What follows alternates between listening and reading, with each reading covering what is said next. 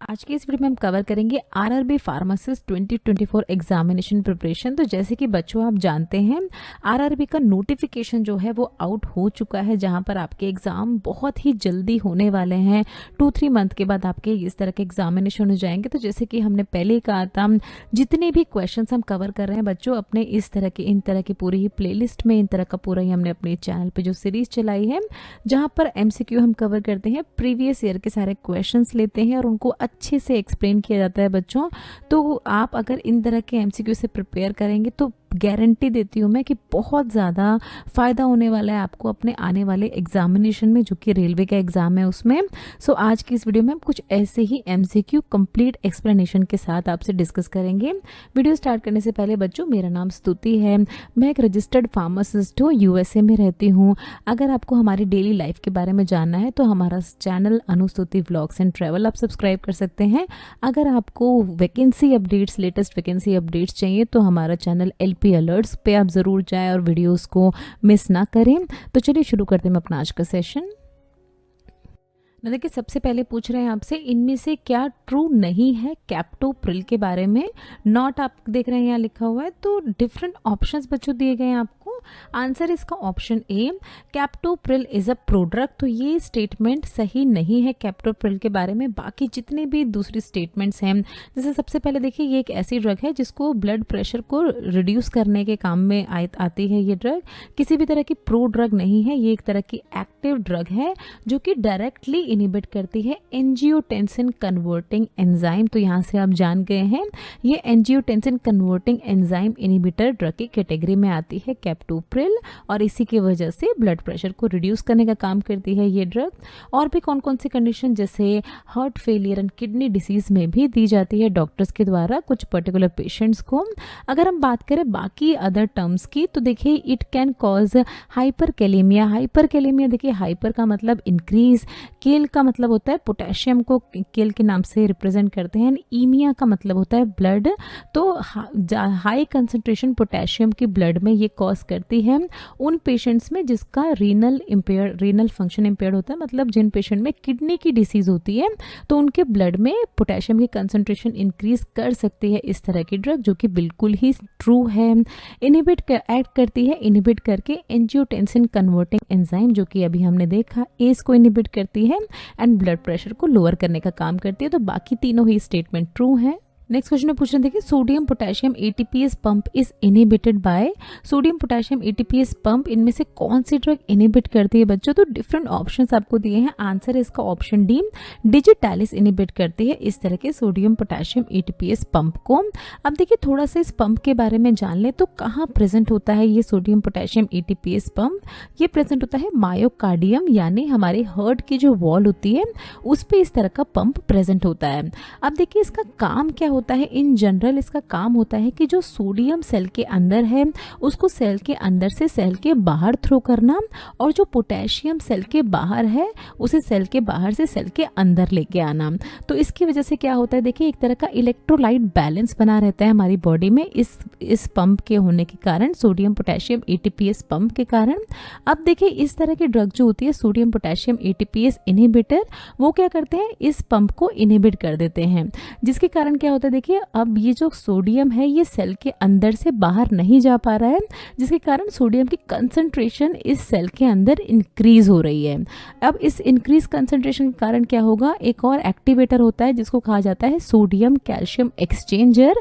ये activator activate हो जाता है, एनहांस हो जाती है इसकी एक्टिविटी, जिसकी वजह से क्या करता है, ये जो एक्स्ट्रा सेलुलर कैल्शियम प्रेजेंट था अब उसको बाहर से, कैल्शियम को बाहर से फिर सेल के अंदर लाने का काम करता है इस तरह का पंप, क्योंकि ये एक तरह का एक्सचेंजर है।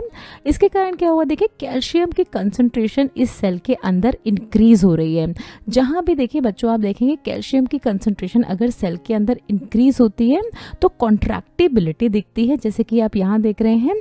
ये इंक्रीज्ड कैल्शियम जो है ये ट्रोपोनिन C से बाइंड हो जाएगा और क्या कर देगा, इंक्रीज आइनोट्रोपी, यानी इंक्रीज कर देगा contractility of heart muscle. Heart जो है वो अच्छे से कॉन्ट्रैक्ट होने लगेगा जाएगा और इसी तरह से काम करता है इस तरह का सोडियम पोटेशियम एटीपीएस इनहिबिटर के जो इनहिबिशन जो भी चीज़ें इसको इनहिबिट करती हैं ड्रग्स, तो वो इसी तरह से काम करती है, जिसमें हमने देखा एग्जाम्पल अपने डिजिटैलिस का। नेक्स्ट क्वेश्चन देखिए, इसमें से हार्ट अटैक को टर्मिनेट यानी रोकने के लिए इसमें से किस तरह की मेडिकेशन को बोला जाता है कि अपने पास रखनी चाहिए लोगों को, या डॉक्टर्स के द्वारा भी प्रिस्क्राइब किया जाता है हार्ट पेशेंट्स को। तो बच्चों डिफरेंट ऑप्शंस दिए हैं आपको, आंसर है इसका option B isosorbide dinitrate sublingual tablets. तो देखिए इसको ग्लिसराइल ट्राइनाइट्रेट के नाम से भी जाना जाता है और उसको नाइट्रोग्लिसरिन के नाम से भी जाना जाता है। बहुत ज़्यादा इस्तेमाल की जाती है एंजिना पेक्टोरिस के केस में। एंजिना पेक्टोरिस एक ऐसी कंडीशन होती है जहाँ पर छाती में यानी चेस्ट में दर्द होने लगता है पर्सन को। और क्यों होता है ऐसा, इस तरह के चेस्ट पेन क्यों होता है? क्योंकि हार्ट में थोड़ा सा ब्लड फ्लो होने में थोड़ी सी दिक्कत आ रही है, कम ब्लड पहुंच रहा है हार्ट में, जिसके कारण चेस्ट में पेन होने लगता है। ये काफ़ी सीवियर कंडीशन हो सकती है अगर पर्सन जो है, देखिए हार्ट के पेशेंट जो होते हैं उनको काफ़ी बार इस तरह की दिक्कतें होती हैं, तो उनको डॉक्टर प्रिस्क्राइब करते हैं इस तरह की आइसोसोर्बाइड डाइनाइट्रेट, जहाँ पर उनको अपने टंग के नीचे इस तरह की टैबलेट रखनी है जब भी उनको इस तरह के चेस्ट पेन जैसी कंडीशन अगर लगती है, और वो बच सकते हैं इस तरह के सीवियर हार्ट अटैक जैसी कंडीशन से। तो आंसर था बच्चों इसका option B isosorbide dinitrate. Next question देखिए, इसमें से क्या एक तरह की एंटी हाइपरटेंसिव ड्रग का एग्जांपल नहीं है, आपसे पूछ रहे हैं। डिफरेंट ऑप्शन है बच्चों, आंसर है इसका ऑप्शन ए क्लोनाजेपाम नहीं है anti hypertensive drug. Anti hypertensive drug ऐसी ड्रग्स होती है जो कि ब्लड प्रेशर को कम करने का काम करती हैं। बाकी देखिए potassium sparing diuretic, methyl dopa and ACE inhibitor, ये सारी ही एंटी हाइपरटेंसिव ड्रग की कैटेगरी में आती हैं। क्लोनाजेपाम की अगर हम बात करें तो ये बेंजोडाइजेपिन कैटेगरी की ड्रग है, जिसको सीजर्स एंड एपिलेप्सी जैसी जो कंडीशन होती है उनको ट्रीट करने के लिए इस तरह की मेडिकेशन डॉक्टर्स प्रिस्क्राइब करते हैं। किस तरह से ये काम करती है बच्चों, तो ये देखिए हमारे ब्रेन में एक न्यूरोट्रांसमीटर होता है जिसको कहा जाता है गामा अमीनो ब्यूटायरिक एसिड यानी गाबा। ये एक तरह का इनहिबिटरी न्यूरोट्रांसमीटर होता है। देखिए जैसे दो ट्रांसमीटर होते हैं, एसिटाइल कोलिन जो कि एक्साइटेटरी होता है, एक्साइटेशन कॉज करता है हमारी बॉडी में, एंड गाबा होता है इनहिबिटरी न्यूरोट्रांसमीटर जो कि हमारी बॉडी में जो नर्व ट्रांसमिशन होते हैं उनको इनहिबिट कर देता है, कम कर देता है। तो इस तरह के गाबा न्यूरोट्रांसमीटर के एक्शन को एनहांस करती है बेंजोडाइजेपिन यानी क्लोनाजेपाम जैसी ड्रग्स, जिसके कारण एक तरह का कामिंग इफेक्ट मिलता है ब्रेन को, क्योंकि इनहिबिट कर दिए हैं जो बहुत ज़्यादा जल्दी जल्दी सिग्नल्स ट्रांसफ़र हो रहे थे उसको इनहिबिट कर देती हैं इस तरह की ड्रग थोड़ी देर के लिए, जब तक इसका इफेक्ट रहता है। तो और इसीलिए इसको प्रिस्क्राइब किया जाता है इन तरह के पेशेंट को जिनको बहुत ज़्यादा सीजर्स आ रहे हैं या एपिलेप्सी जैसी कंडीशन है, तो उनको इस तरह की ड्रग्स दी जाती हैं। ना देखिए पूछ रहे हैं आपसे कि ऑस्मोटिक डायरेटिक को आपको आइडेंटिफाई करना है दिए हुए ऑप्शंस में से। तो बच्चों आंसर इसका ऑप्शन ए मैनिटॉल है, एक तरह का ऑस्मोटिक डायरेटिक। अगर दूसरी ड्रग्स की हम बात करें तो देखिए यूरिया एंड ग्लिसरीन भी आता है इसी ऑस्मोटिक डायरेटिक की कैटेगरी में। देखिए ये ऑस्मोटिक डायरेटिक ऐसी मेडिकेशंस होती हैं जो कि हमारे बॉडी में जो एक्सेस वाटर होता है, एक्सेस पानी जो प्रेजेंट होता है, उस सारे ही पानी को इकट्ठा करके हमारी किडनी तक पहुंचाती है, जिससे कि वो वाटर जो जितना भी पानी इकट्ठा हुआ है किडनी में वो वहाँ से एक्सक्रीट आउट हो पाए यानी हमारी बॉडी से निकल पाए। अब क्यों निकल पाए, देखिए बॉडी में अगर excess amount of water present होता है तो उसकी वजह से भी हाइपरटेंशन जैसी कंडीशन या किडनी की जो प्रॉब्लम्स होती हैं वो भी हो सकती है उस ज़्यादा वाटर होने की वजह से हमारी बॉडी में। तो इसीलिए इसको प्रिस्क्राइब किया जाता है किन कंडीशंस में, सेरेब्रल एडिमा की कंडीशन में जहाँ स्वेलिंग हो जाती है ब्रेन में। एडिमा मतलब किसी तरह का वाटर जो है वो जमा हो गया हमारी ब्रेन की लाइनिंग्स में, तो इस तरह की कंडीशन में दी जाती हैं इस तरह के osmotic diuretics. Acute kidney injury में दिए जाते हैं, हार्ट फेलियर जैसी कंडीशन एंड हाइपरटेंशन जैसी कंडीशन में इन तरह के डायरेटिक्स को प्रिस्क्राइब किया जाता है। नेक्स्ट पूछ रहे हैं देखिए एटोरवास्टेटिन इसमें से क्या है, अलग अलग आपको इनहिबिटर्स के नाम बताएं बच्चों। आंसर है इसका option B HMG CoA reductase inhibitor होता है एटोरवास्टेटिन। अब देखिए बात करें अगर हम कि कोलेस्ट्रॉल फॉर्मेशन कैसे होती है हमारी बॉडी में, तो ये जो सारा ही स्टेप होता है कोलेस्ट्रॉल फॉर्मेशन का 80% काम होता है ये हमारे लिवर में। ये भी आपको याद रखना है बच्चों, इस पर भी क्वेश्चन आपसे पूछा जा सकता है। तो देखिए लिवर में क्या होता है, देखिए एसिटोएसिटाइल CoA यानी यानी एसिटाइल CoA, ये कन्वर्ट होता है 3-HMG CoA में। अब देखिए यहाँ ये रेट लिमिटिंग स्टेप होता है जहाँ पर आता है, मेजर रोल प्ले करता है कोलेस्ट्रॉल फॉर्मेशन में HMG CoA रिडक्टेज। अब ये एक ऐसा एंजाइम है जो कि 3-HMG CoA को मेवालोनिक एसिड में कन्वर्ट करता है। इसके बाद देखिए डिफरेंट स्टेप प्रोसेस होती है, डिफरेंट एंजाइम्स की मदद से ये मेवालोनिक एसिड कन्वर्ट हो जाता है स्क्वालिन में। ये स्क्वालिन जो होता है अब ये अल्टीमेटली कन्वर्ट हो जाता है कोलेस्ट्रॉल में और हमारी बॉडी में कोलेस्ट्रॉल डिपॉजिट होने लगता है। इस तरह की जो एटोरवास्टेटिन जैसी मेडिकेशन है ये क्या करती हैं, स्टैटिन ड्रग्स कहते हैं इनको हम, ये HMG CoA रिडक्टेज को इनहिबिट कर देती हैं, जिसके कारण देखिए अब ये 3-HMG CoA मेवालोनिक एसिड में कन्वर्ट हो ही नहीं पाया और अल्टीमेटली कोलेस्ट्रॉल की प्रोडक्शन जो है वो डिक्रीज होने लगती है लिवर में। और दैट इज़ वाई इसको यूज़ किया जाता है हाई कोलेस्ट्रॉल जैसी कंडीशन जो होती हैं पर्सन को, जैसे हाइपरलिपिडेमिया और जो कार्डियोवास्कुलर डिसीज़ वाले पेशेंट होते हैं, हार्ट वाले पेशेंट होते हैं, ब्लड वेसल में अगर कोई किसी तरह का क्लॉट वगैरह बन गया, उन पेशेंट में इस तरह की ड्रग्स को प्रिस्क्राइब किया जाता है डॉक्टर्स के द्वारा। नेक्स्ट क्वेश्चन में आपसे पूछ रहे हैं बच्चों, इनमें से क्या एक तरह की 3rd जनरेशन ओरल सेफेलोस्पोरिन का एग्जाम्पल नहीं है? नोट पे बच्चों ज़रूर ध्यान देना है, बहुत बार बच्चे ध्यान नहीं देते हैं। तो आंसर है इसका बच्चों ऑप्शन डी, सेफ्यूरोक्सिम नहीं है 3rd जनरेशन ओरल सेफेलोस्पोरिन का एग्जाम्पल। बाकी तीनों ही एग्जाम्पल हैं। अभी हम पूरी क्लासिफिकेशन आपको दिखाएंगे सेफेलोस्पोरिन की, उससे पहले जान लेते हैं सेफेलोस्पोरिन क्या होती है। तो ये एक तरह की एंटीबायोटिक्स होती हैं जो कि बीटा लैक्टम फैमिली को बिलोंग करती हैं। बहुत सारे बैक्टीरियल इन्फेक्शन को ट्रीट करने के लिए इसका इस्तेमाल किया जाता है, जैसे रेस्पिरेटरी ट्रैक के इन्फेक्शन, स्किन और सॉफ्ट टिश्यू के इन्फेक्शन, UTIs यानी यूरिनरी ट्रैक के जो इन्फेक्शन होते हैं उनको ट्रीट करने के लिए इसको दिया जाता है डॉक्टर्स के द्वारा। Bone and joint infection and septicaemia जैसी कंडीशन में इस तरह की सेफेलोस्पोरिन कैटेगरीज की ड्रग को दिया जाता है। अब यहाँ पर आप देख रहे हैं different generation, 1st, 2nd, 3rd, 4th and 5th generation की सेफेलोस्पोरिन होती है। वीडियो को पॉज करके सारी ड्रग्स को आप अच्छे से पढ़ सकते हैं।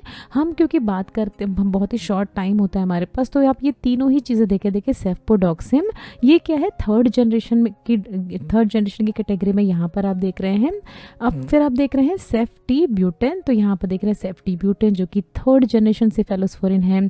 सिफिक्सिम का आप एग्जांपल देख रहे हैं, सिफिक्सिम भी 3rd जनरेशन सेफेलोस्पोरिन है। बट सेफ्यूरोक्सिम जो आप देख रहे हैं ये 2nd जनरेशन सेफेलोस्पोरिन की कैटेगरी में आ रहा है। तो दैट इज वाई हमने चूज़ किया अपना ऑप्शन 4th सेफ्यूरोक्सिम। नेक्स्ट पूछ रहे हैं देखिए, which antibiotic is associated with red man syndrome. तो एक तरह का एक एडवर्स ड्रग रिएक्शन है इस पर्टिकुलर एंटीबायोटिक का, रेड मैन सिंड्रोम, जो कि इसको लेने की वजह से होता है। डिफरेंट ऑप्शन है बच्चों, आंसर है इसका ऑप्शन ए, वेनकोमाइसिन का एक तरह का एडवर्स ड्रग रिएक्शन होता है रेड मैन सिंड्रोम। इसमें क्या होता है देखिए, इस कंडीशन में क्या होता है, ये पर्सन की जो बॉडी होती है, इसका नेक और इसकी चेस्ट पे इस तरह की रेडनेस आ जाती है। काफ़ी रेयर होता है, बहुत सारे लोगों को नहीं होता, बट अगर होता है तो काफ़ी सीवियर हो जाता है और इमीडिएट मेडिकल अटेंशन की ज़रूरत पड़ती है। क्यों होता है देखिए, वेनकोमाइसिन पर्सन ने, उसको किसी भी तरह का कोई इन्फेक्शन है जिसके लिए डॉक्टर ने प्रिस्क्राइब की है वेनकोमाइसिन। अब ये वेनकोमाइसिन इस पर्सन की बॉडी में एंटर करी। अब ये एंटर करने के बाद क्या है, ये वेनकोमाइसिन अगर जाके बाइंड हो जाती है IgE एंटीबॉडी से, जो कि मास्ट सेल पे प्रेजेंट होती है। देखिए ये मास्ट सेल पे IgE एंटीबॉडीज़ हैं। अगर ये वेनकोमाइसिन उस पे जाके बाइंड हो जाती है तो इसके रिस्पॉन्स में मास्ट सेल हिस्टामिन अगर रिलीज करती है, उसी हिस्टामिन की वजह से इस तरह के एलर्जिक रिएक्शन इस पर्सन की बॉडी पे देखने को मिलते हैं, जिसको कहा जाता है रेड मैन सिंड्रोम। तो ये एक तरह का एडवर्स रिएक्शन होता है, जैसे कि हमने आपको बताया, कुछ बहुत ही रेयर केस में होता है। नेक्स्ट पूछ रहे हैं देखिए, इसमें से कौन सी मेडिकेशन है जिसको मलेरिया के ट्रीटमेंट में इस्तेमाल नहीं किया जाता है। डिफरेंट ऑप्शन है बच्चों, आंसर है इसका ऑप्शन बी, मेबेंडाजोल को इस्तेमाल नहीं किया जाता है मलेरिया के ट्रीटमेंट में। तो मेबेंडाजोल क्या है देखिए, ये एक तरह की एंटहेलमेंथिक कैटेगरी की ड्रग होती है, जिसको जो पैरासाइट इन्फेक्शंस होते हैं, जैसे round worm, hook worms, whip worm, pin worm and tape worms की वजह से जो इन्फेक्शंस होते हैं उसको ट्रीट करने के लिए से इस तरह की मेडिकेशंस को दिया जाता है। एंटहेलमेंथिक आपको याद रखना है। ये देखिए, ये मेबेंडाजोल क्या करते हैं, ये जो वॉर्म्स के माइक्रोट्यूब्यूल्स होते हैं, मतलब जो ये माइक्रोट्यूब्यूल्स ऐसे स्ट्रक्चर होते हैं जो कि वॉर्म का ये पूरा ही एक तरह का स्ट्रक्चर बनाते हैं। तो उन्हीं माइक्रोट्यूब्यूल्स को इनहिबिट करने लगते हैं, उसको बनने से इंटरफेयर करने लगते हैं, और जिसकी वजह से क्या होता है, इनका वॉर्म्स का स्ट्रक्चरल डैमेज होने लगता है, इनका जो बॉडी का स्ट्रक्चर होता है वो टूटने लगता है, और इसी तरह से हमारी बॉडी से एक्सक्रीट आउट हो जाते हैं उस पर्सन की बॉडी से। तो आंसर था बच्चों इसका option B, mebendazole. Last question देखेंगे हम अपने आज के इस वीडियो का। पूछ रहे हैं आपसे, इनमें से कौन सा एक एंटी माइक्रोबियल एजेंट है जो कि 8th क्रेनियल नर्व टॉक्सिसिटी जैसी कंडीशन कॉज करता है। डिफरेंट ऑप्शन है बच्चों, आंसर है इसका ऑप्शन डी, अमीनोग्लाइकोसाइड। अब देखिए, ये 8th क्रेनियल नर्व क्या होती है, इसको वेस्टिब्यूलोकॉक्युलर नर्व भी कहा जाता है। साइड व्यू अगर आप देखें तो इस तरह से यहाँ पर देखिए ये प्रेजेंट होती है, जो येलो कलर से आपको दिखाई जा रही है। अगर टॉप व्यू देखते हैं आप हमारे ब्रेन का, तो यहाँ पर ये जितना भी येलो सेक्शन होता है ये होती है वेस्टिबुलोकॉक्युलर नर्व, जो कि रिस्पॉन्सिबल होती है हमारी बॉडी में जो हियरिंग एंड बैलेंस की जितनी भी चीज़ें होती हैं उसके लिए ये नर्व बहुत ही इंपॉर्टेंट रोल प्ले करती है। हियरिंग यानी सुनने के लिए, और बैलेंस यानी अपनी बॉडी को एक प्रॉपर पोजीशन में रखने के लिए इस नर्व का बहुत इंपॉर्टेंट रोल होता है। इस तरह की अमीनोग्लाइकोसाइड जो होते हैं ये वेस्टिबुलोकॉक्युलर नर्व को अफेक्ट कर सकते हैं किसी किसी कंडीशन में, जिसकी वजह से क्या होती है, देखिए ओटोटॉक्सिसिटी जैसी कंडीशन होती है, यानी सुनने में दिक्कत आने लगती है पर्सन को अगर वो इस तरह की ड्रग ले रहा है, जिसको टिनिटस भी कहते हैं, ये भी आपको याद रखना है ओटोटॉक्सिसिटी को।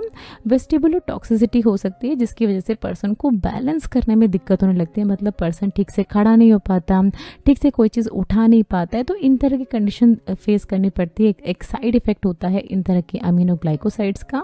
सो थैंक्स फॉर वॉचिंग बच्चों। नेक्स्ट वीडियो में कुछ इसी तरह के बहुत ही इंपॉर्टेंट क्वेश्चंस आपसे डिस्कस करेंगे, तो हमारे साथ अपनी प्रिपरेशन जारी रखिए। इस बार बहुत ही अच्छा रिजल्ट लेके आना है, तो कोई भी कसर नहीं छोड़नी अपनी मेहनत में।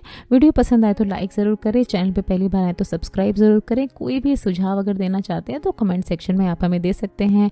तो चलिए मिलते हैं अगले वीडियो में, तब तक आप लोग अपना ध्यान रखें। ये कुछ हमारे रिलेटेड वीडियोस के लिंक है जिन पे क्लिक करके आप इनको देख सकते हैं। दोस्तों, लर्निंग फार्मेसी पे आने के लिए और ये वीडियो देखने के लिए आपका बहुत बहुत शुक्रिया। मिलते हैं अगले वीडियो में।